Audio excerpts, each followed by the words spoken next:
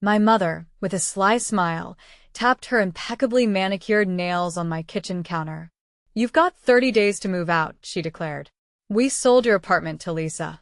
Standing in the same sunlit kitchen where countless family meals were shared, my catering business was built from the ground up, and where I cared for my ailing grandmother until her last days, I was in disbelief. Despite the surreal shadows cast on the restored hardwood floors, the reality felt crushing. I'm Sarah Mitchell, and at 35, I never expected my family to evict me from my home.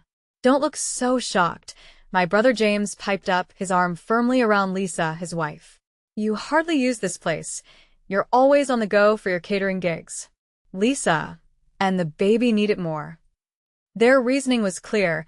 Lisa's pregnancy had become the new family excuse to hand everything to my brother, just like during our childhood. I kept calm, savoring my coffee, and noted a flicker of doubt in my mother's eyes. "And selling my apartment seemed like the best plan?" I asked. "It isn't technically yours," my mother replied, pulling a folder of documents from her bag. "Your dad and I left our names on the deed for tax reasons. We signed it over yesterday. Lisa and James get possession in a month." I remembered a recent talk with my grandmother as she sat in this very kitchen. "They'll try to take it," she cautioned. "Your mother never forgave me for leaving the property to you." The pre-war building, nestled in a sought-after area, had been part of my grandmother's lineage for ages. Although my mother expected to inherit it, my grandmother had different intentions. "I know how you use the money," she said, watching with pride as I kneaded dough. "Investing in your dreams, unlike James's failures or Lisa's lifestyle brand." "Keep this envelope safe," she advised, handing it to me. Standing in my kitchen facing betrayal, the envelope rested heavily in my desk upstairs. "Actually," I started, steadying my voice, "there's something to discuss." I headed to my office, aware of their impatience. My mother never liked that I'd turned a bedroom into a workspace, insisting on a guest room instead. Returning with my own folder, though worn, I presented it with care.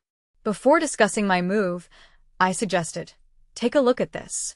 Lisa, visibly uneasy, finally spoke. "What's that?" she asked.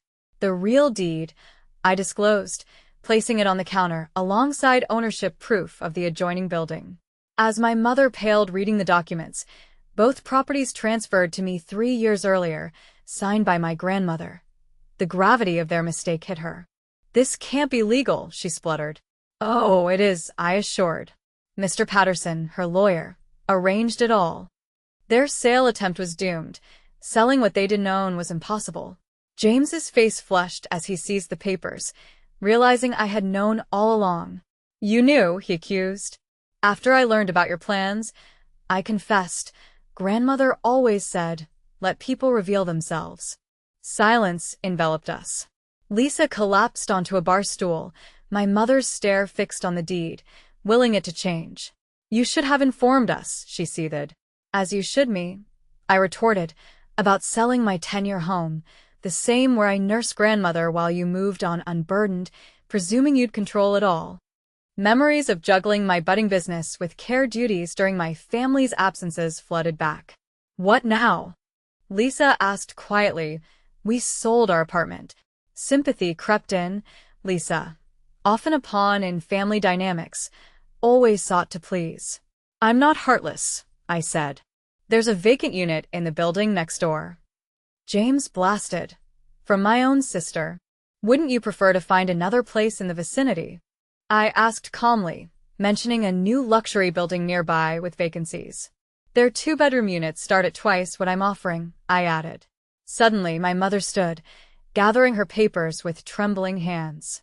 "This isn't over," she insisted, though her voice lacked passion. "Your grandmother had no right," she began, but I interjected.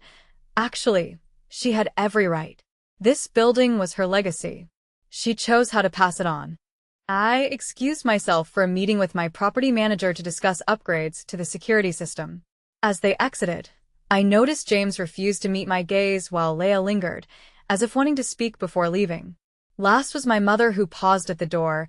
"You've changed," she noted, and I couldn't discern if it was an accusation or a realization. "No," I replied. I've just stopped pretending to be who you wanted. After they left, I wandered through my apartment, touching walls my grandmother and I painted, gazing from windows, witnessing countless sunsets.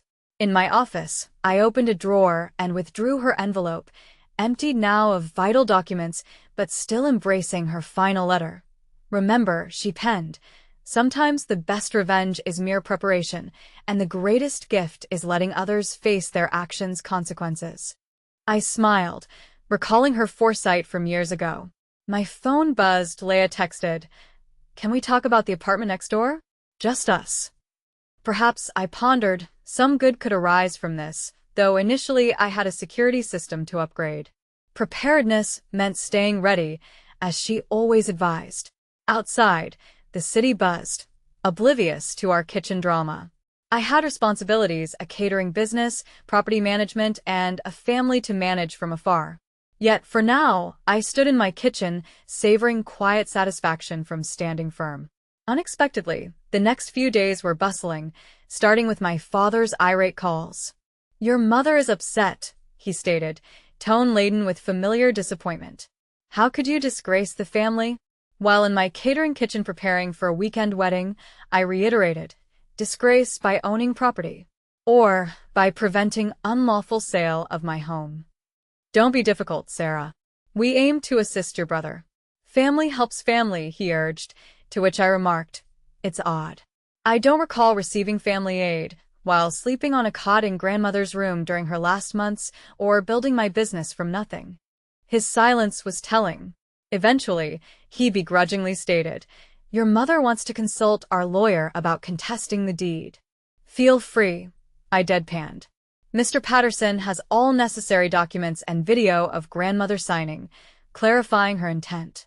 But wasting money on legal fees over accepting reality is your choice." Post-call, Lisa appeared unexpectedly, hovering in my kitchen doorway, seeming diminutive minus James or mother flanking her. "Can we talk?" she urged, a hand resting on her slight baby bump. "I brought peace offerings." She presented a bag from my preferred bakery. I gestured to a stool near the prep counter, quipping, "Those better be lemon tarts." She smiled slightly, unveiling the recognizable white box alongside chocolate croissants. "I remember you stress ate these during last year's wedding season." We sat quietly, the sweet scent of butter and sugar mingling with vanilla cake I'd been crafting. Eventually, Lisa began softly. "I didn't know," her voice almost a whisper. "James told me your parents were gifting us the apartment for the baby. I never imagined." Her words faltered, appearing lost. "You never thought they were extracting it from me?" I concluded, watching her flinch, though she nodded. "James claimed you were fine with relocating to a smaller place due to your business demands," she murmured, fiddling with a croissant, avoiding eye contact. I reflected on Lisa joining our family 4 years prior, with her eagerness to appease everyone.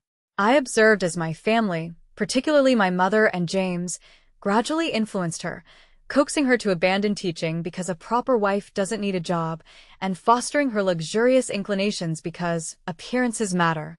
I made an unexpected offer. The apartment next door is still available. Same third-floor layout. The previous tenants just vacated. Renovations were on the agenda before listing. Lisa glanced up, hope flickering across her expression. "Really?"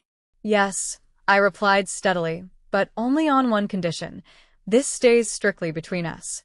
No interference from the family, no updates to my mom with every little detail. If you're considering renting it with James, this is a straightforward business agreement. I'll offer you a fair rate, but professionalism is a must." "James won't be on board with that," she admitted. "He believes families shouldn't charge family." "And how's that working for him?" I asked, aware of his series of unsuccessful ventures, each sustained by my parents' seemingly boundless tolerance. "Maybe it's time for a different approach." Lisa remained silent for a while, gently rubbing her belly. "Can I see it, the apartment?" she asked. I picked up my keys. There's no time like the present. The building next door mirrored mine, both crafted by the same architect in the 1920s. The third-floor unit required some attention. The hardwood floors were scuffed, and the kitchen was outdated. However, the structure was solid, with large windows flooding the space with natural light, an ideal layout for a growing family. Even in this state, it's beautiful, Lisa murmured, running her hand along the original crown molding. It does need updating, I agreed, but I planned a full renovation anyway. If you're interested, you could have input on finishes to truly make it yours. She turned to me, her eyes moist. Why are you being so kind after what we tried to do? I responded simply, because you're the only one who apologized. Plus, I think you're ready to stop letting them steer your decisions. Suddenly, both our phones vibrated with the family group chat I had muted days earlier. My mother's lengthy message announced an imperative family meeting over the weekend. Your father and I have made decisions about both properties. Attendance is mandatory, she wrote. Lisa's face showed panic. What are they plotting? I deleted the message without further reading. It doesn't matter, I replied. They don't own these buildings. They can plan all they want. James will expect me to attend, she mentioned softly. They all will, to stand united against you. What do you want? I probed. She surveyed the apartment anew, considering its potential. I want to make my decisions, she stated firmly. I want my baby to grow up in a home that's truly ours, even if we're renting it, not something acquired at another's expense. I pulled out my phone, drafting an email to my contractor. I can have renovation plans ready by next week. Standard lease, fair market rent, and the first month rent-free while work is ongoing.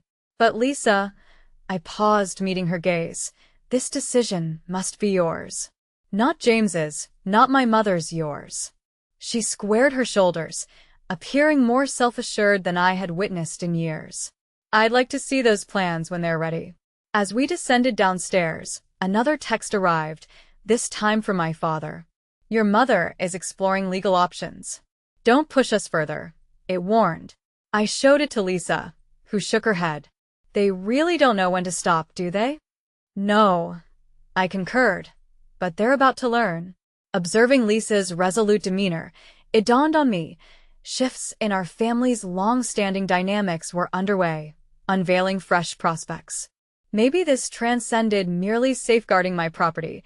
It was about dismantling entrenched cycles that should have been shattered long ago. Want to help me finish decorating that wedding cake? I proposed. I recall you were quite talented at flower arranging before my mother deemed it unsophisticated for you. Her smile was genuine this time. I'd like that. And Sarah, thank you, not just for the apartment, but for showing me there's another path. Strolling back to my kitchen, my grandmother's words resonated again. Sometimes the most potent revenge isn't about getting even, but about showing others how to liberate themselves too. The family meeting was set for Sunday afternoon at my parents' sprawling suburban home. I hadn't planned on attending until Lisa called me, teary-eyed, the night before. They're scheming something, she confided. James takes private calls with your father's lawyer about contesting the inheritance, claiming grandmother was not competent when signing everything over to you. Sitting in my office, I gazed at a framed photograph of my grandmother and me at my catering business's opening. Let them try, I replied calmly. Mr. Patterson has videos of every meeting and signature. Grandmother was certain of her intentions. There's more, Lisa continued. They want to use my pregnancy as leverage, arguing they have more entitlement to the properties because we're starting a family. James is unaware I'm telling you this. Reflecting on Lisa's choice to stand up to my family, prioritizing truth over allegiance, I thanked her for the warning. Will you be there tomorrow? Yes, she asserted. I'm done playing their games. Sunday dawned with perfect autumn weather, the kind grandmother would have cherished. I arrived at my parents' home precisely on time, noting the already assembled cars. Inside the room, a tense atmosphere loomed as the entire family assembled for the gathering. My mother, seated regally in her cherished armchair, exuded an air of authority, while my father hovered nearby. James paced near the window, and my aunts and uncles took up the remaining chairs. Entering the room, I caught Lisa's eye. She sat slightly apart from the rest. Sarah, my mother addressed me icily. Glad you decided to join us. Wouldn't miss it, I countered, choosing to stand. But I'm puzzled why we're here, since the property matter is settled. My father stepped forward, holding a familiar folder. We've been revisiting the circumstances of your grandmother's decisions. Our attorney has some concerns about her mental state during those final months. Really? I replied calmly. Those months when I cared for her while everyone else was preoccupied? James jumped in, accusingly. You manipulated her, turned her against us when she was vulnerable. Before I could respond, Lisa rose up. No, she didn't. I was present at times, recall? None of you ever visited. Grandmother was as alert as ever and clear about her intentions. A stunned silence enveloped the room. James looked at his wife in disbelief. Lisa, sit down. This isn't your concern. Isn't it? She retorted, joining my side. You're trying to seize property, using our child as leverage. I won't stand for it. My mother's expression darkened. Lisa, darling, you're letting pregnancy hormones cloud your judgment. Lisa cut her off sharply. Don't try to belittle me. Sarah offered us a lovely apartment, at a fair price, an opportunity to create a home. But you can't just be content with that, can you? You need to control everything. Taking my phone, I prepared to play a video. Before we go any further, there's something you should watch. I connected it to the TV, and suddenly, Grandmother's image filled the screen. I'm recording this, she stated in the video, because I know my daughter.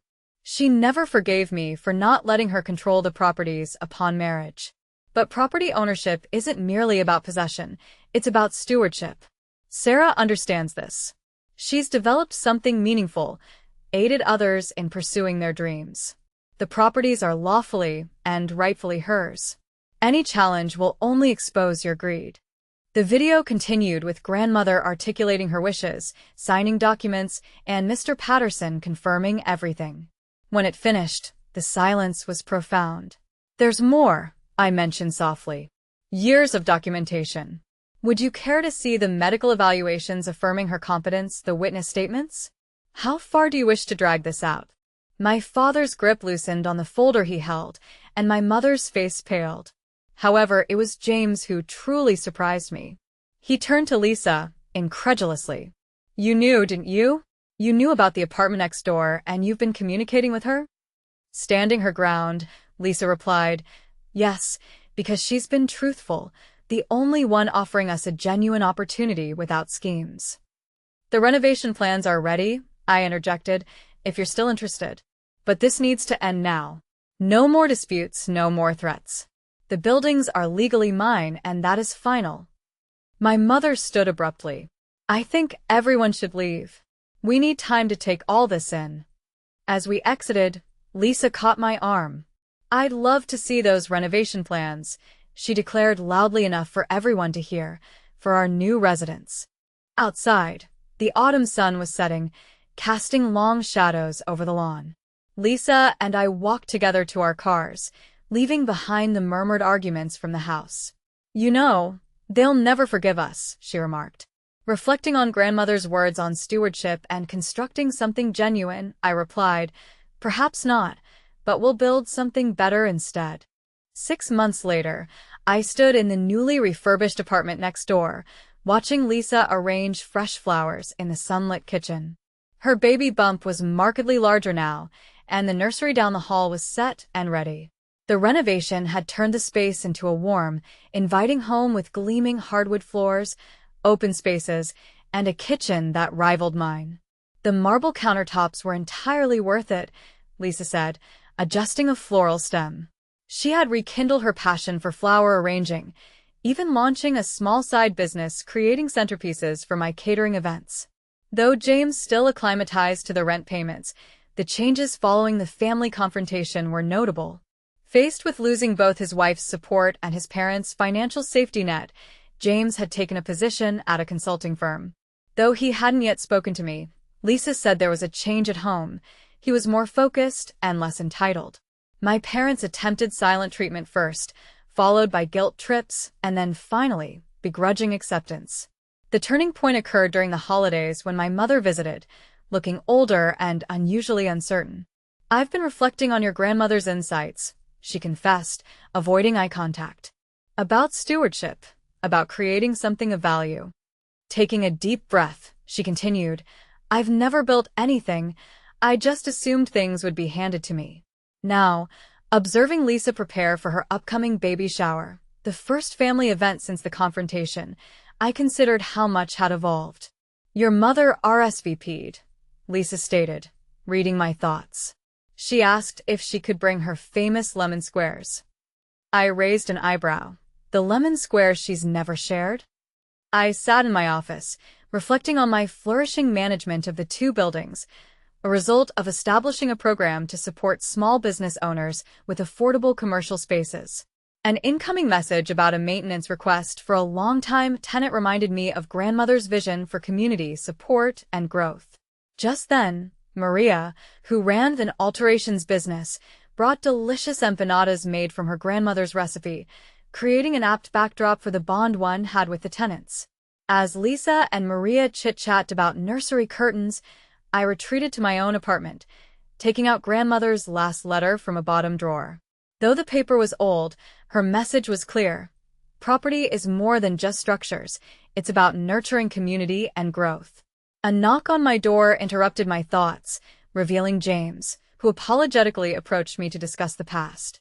We settled in the kitchen, the very heart of where everything began months prior. James confessed how much better Lisa was doing, managing her flower business and asserting her independence. He admitted he was learning the ropes of real work with its challenges and rewards. Apologizing for his past actions of attempting to claim my home, he expressed regret. My phone buzzed again, this time a promising note about a small bakery looking to rent the commercial space. I invited him to witness what grandmother had taught me.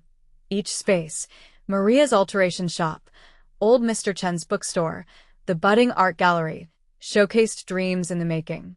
Later, as I assisted Lisa with baby shower preparations, the sense of family, both by blood and choice, enveloped me. Maria contributed more empanadas, Mr. Chen his specialty. Even my mother offered her help early. "I invited grandmother's old friends," Lisa remarked, setting name cards on the table. "They're proud of you." The next morning in my kitchen, as the sunlight cast a warm glow over the buildings, I noticed the sidewalks were alive with bustling activity. My phone buzzed, a message from my mom offering lemon squares and a recipe. Standing my ground sometimes means creating shared spaces where everyone blossoms into their best selves. The city slowly awoke to a new day full of celebration, renewal, and connection, surrounding the sturdy structures with stories and dreams. I realized this was grandmother's true legacy, not exclusion, but building shared worth and lasting possibilities. The morning light shimmered on the buildings, testament to their strength and the vibrant community they housed. Maria opened her shop. Mr. Chen arranged books in his display, and no doubt, Lisa was up early, arranging her floral creations. Victory lay not in winning, but in creating something enduring. I suggested breakfast to Lisa and Maria before the celebrations, brewing coffee and serving pastries, remembering our home was more than a place. It was the resilient community we'd built together.